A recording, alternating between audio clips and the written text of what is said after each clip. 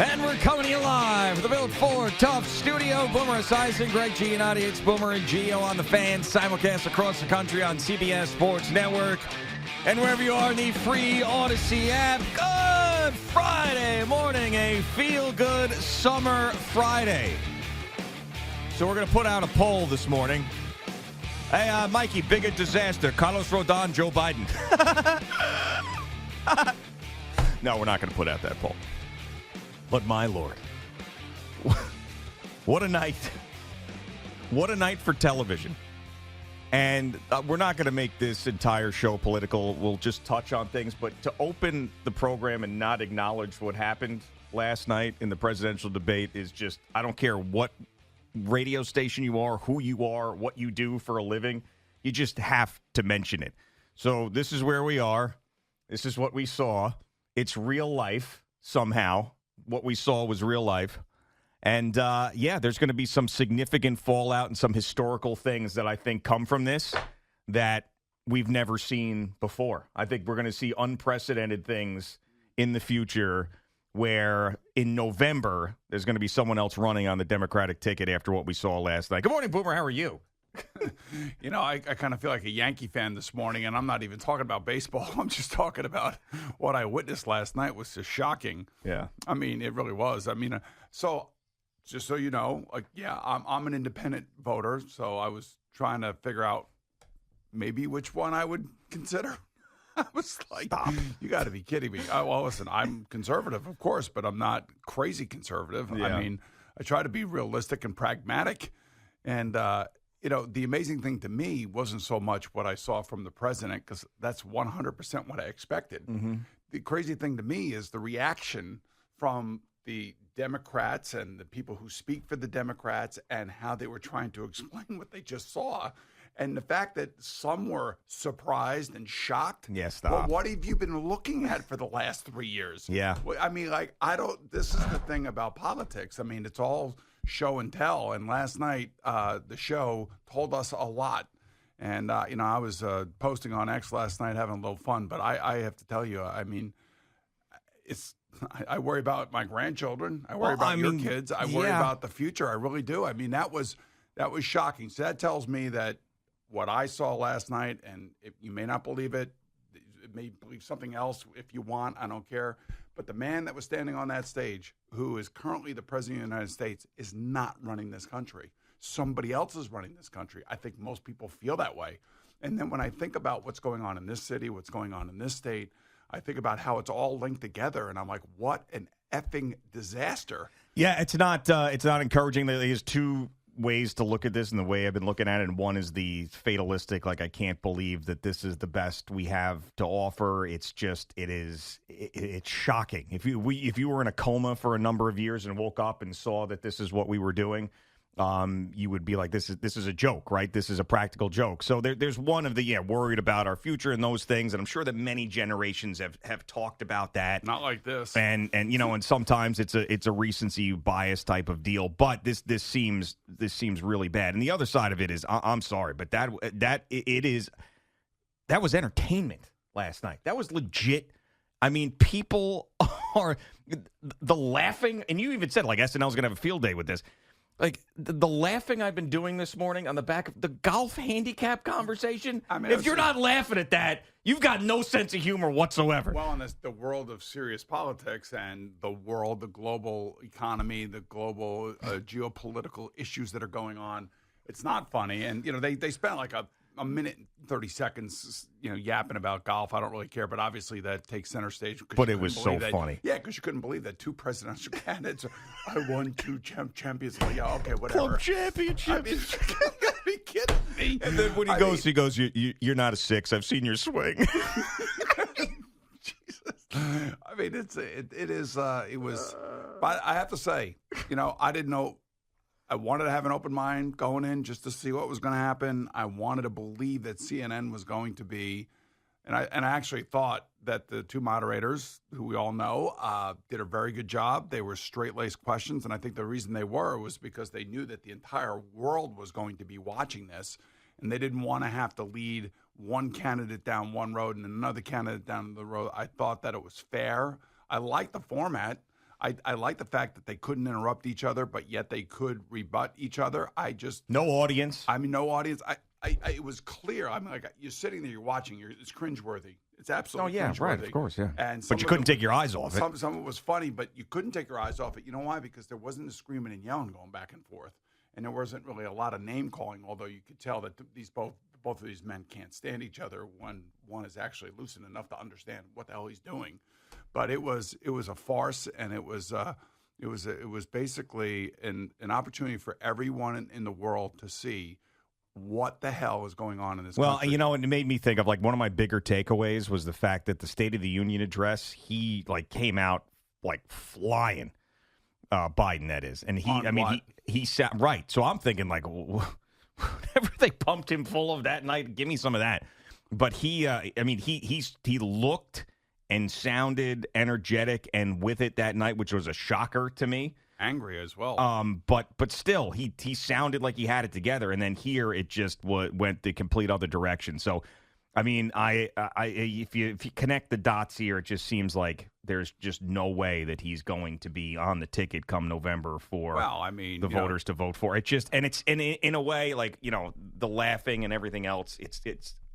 There's funny stuff that happened last night. I'm sorry, but it's also sad because you've got someone who is we've all had older people in our lives that have lost it. It's not fun to watch. It's sad, and that's what's going on the grandest stage in the world right now. And what's amazing to me is the post-debate stuff about how some people are within the government are trying to somehow create a false sense of like this guy's in charge. I mean, and watching his wife talk to him on the stage last night was bizarre. Yeah. I mean, it's sad is what it is. No, I mean, it is. I got a lot of responses to a lot of things that I put out last night. Some good, some bad. I don't really care. It doesn't matter. Those are my opinions, and I'll stand by every single one of them. But, one of the things that kept coming back to me was elder abuse, elder abuse, elder abuse, elder abuse. And I'm like, wow. I mean, everybody's finally seeing what has been painfully obvious for over 2 years. I mean, all right. Elder abuse putting to me. Them out there, putting somebody out there where they don't belong, and it's sad. And but I mean, sad. That's not right. It's not. Sad. But he's also right. It is sad. But I mean, I think that when people say elder abuse, I think that's a little strong. I think what people are trying to say to me is that they're pumping him up and putting him out there when he really shouldn't be out there. Well, yeah. I mean, I think that everybody, no matter where you are politically on the spectrum, like everybody has that same opinion this morning. So if we sat here and we looked at this last night, and it was riveting TV. I don't care what anybody says.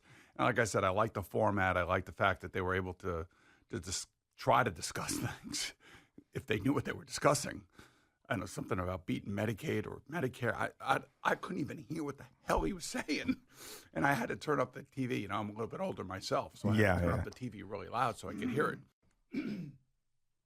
I mean, it's bizarre. And the text messages, obviously we're all on text threads. I must have gotten 1,000 text messages last night going, are you watching this? Yeah. I mean, people couldn't believe it.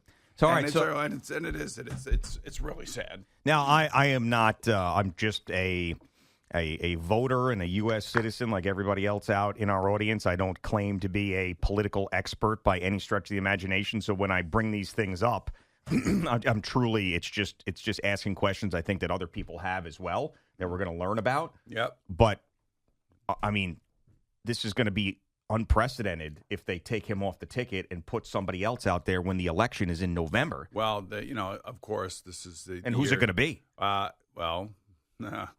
Good luck. I mean, I don't know who that person's going to be. I don't know if it would be Kamala Harris. I don't know if it would be Gavin Newsom. I don't really know. I don't know what they're going to do. But all I know is that they've had a primary, and in the primary, the Democrats have basically elected Joe Biden because he ran really by himself, and in a democratic process where votes actually count and mean something, supposedly, then he should be the nomination, unless, of course, the superdelegates in the August Democratic National Convention decide otherwise. And then so much for democracy.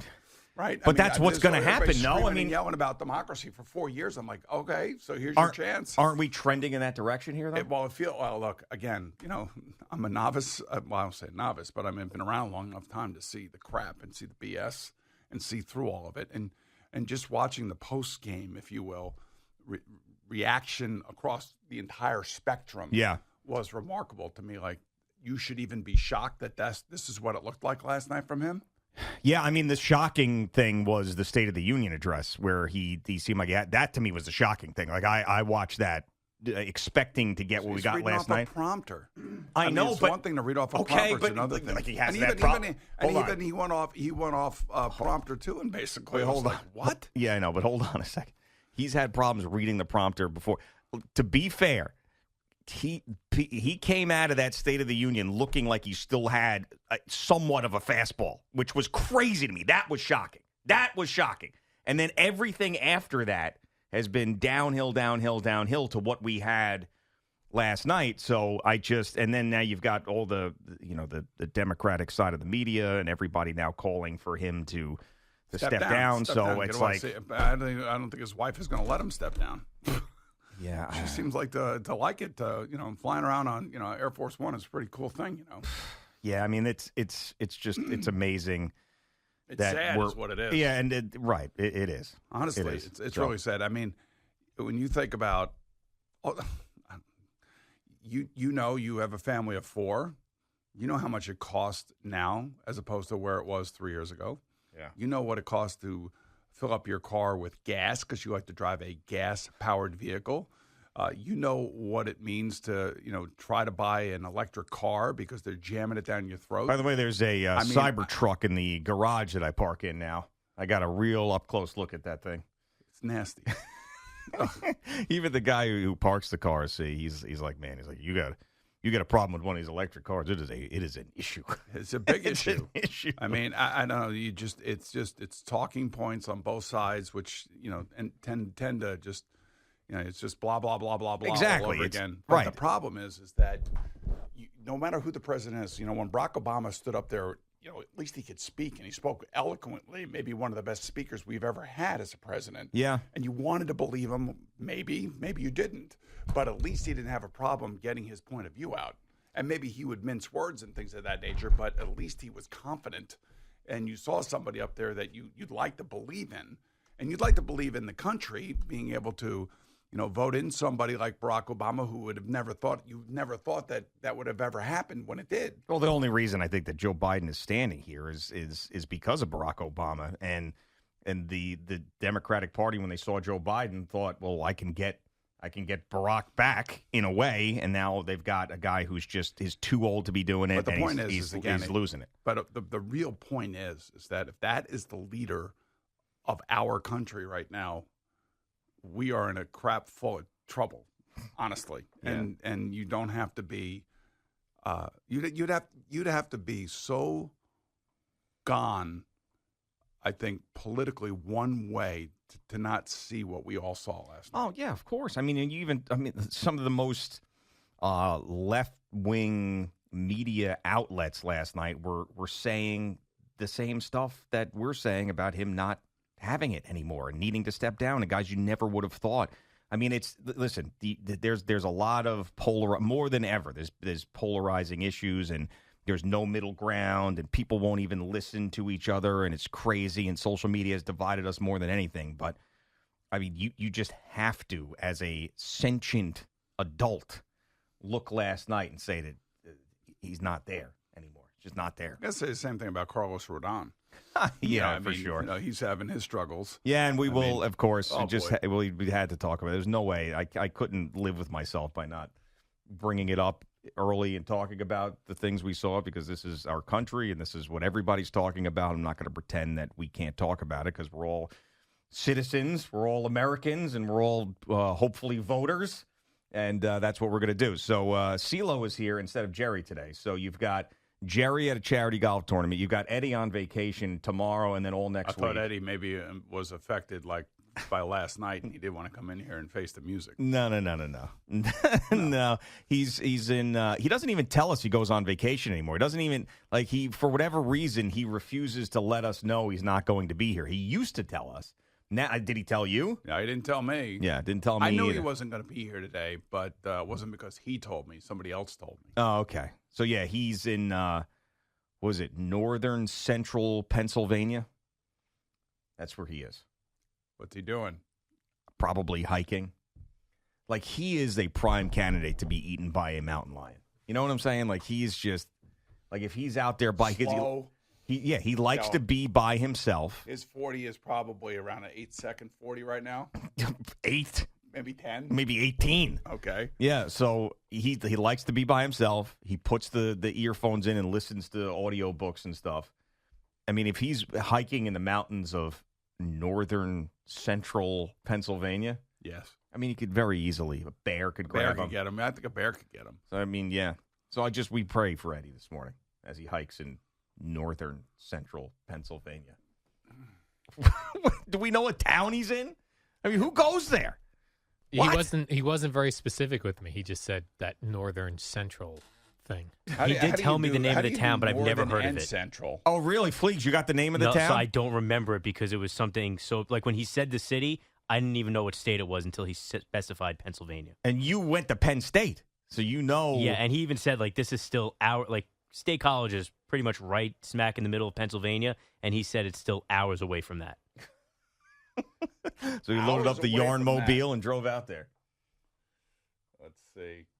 I think it's near, like, Elmira, New York, which is southern so border of New it's York. on the border. Okay. It's, like, right at the tippy top of Pennsylvania.